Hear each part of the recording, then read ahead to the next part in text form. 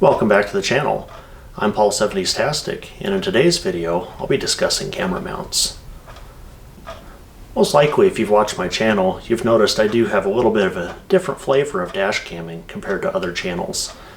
I like to mount my cameras further back in the car so you get a good POV perspective of the interior of the car.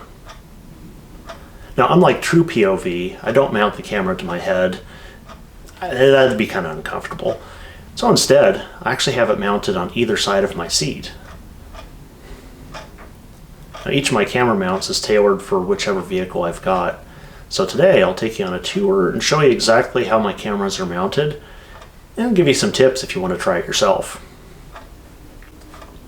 Now, the first car I did third-person dash camming in was my Plymouth Duster.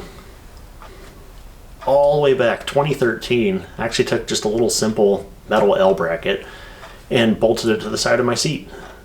Didn't have to modify the car at all. I just took out the seatbelt loop and put the L bracket in there, screwed it back in, and I had a camera mount. I actually ran that for years. Only earlier this year I finally actually put a real camera mount in it, made out of tubular steel and way more sturdy.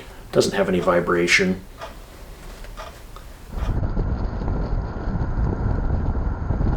Then on my truck's a little different. Back in the day I wanted to have a camera mount just like I had in the Duster, but I couldn't find a way to do it without drilling holes in the interior, and so I went ahead and made a simple folded steel mount. I ran that mount a long time in my truck and it's been pretty good. The only downside to it for me was it means I can't have a third person sit in the truck. So fast forward a few years, and I bought the Ford Mustang.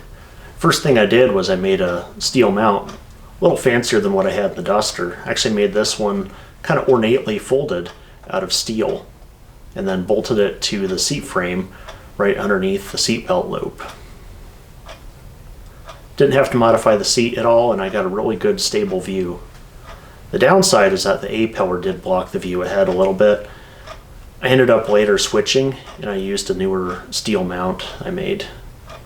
Also made out of strap steel and kind of ornate. I'm kind of proud of how I was able to bend the metal and get the pieces to line up and make a really fancy looking, almost wrought iron kind of mount.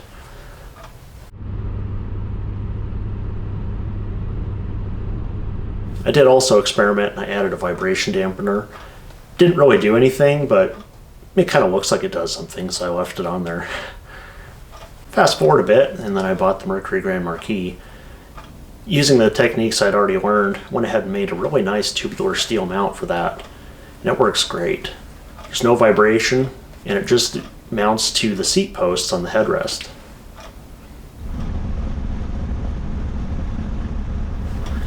I like the Mercury's mount so much, I went ahead and made one just like it for my brother. I mounted it in his Dodge Dart, but it actually fits all of his cars because they all have a dual headrest post system just like that.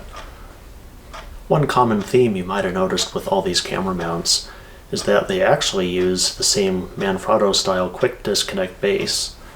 This allows me to use any camera that I've got in any car that I've got, and allows me to just switch things back and forth.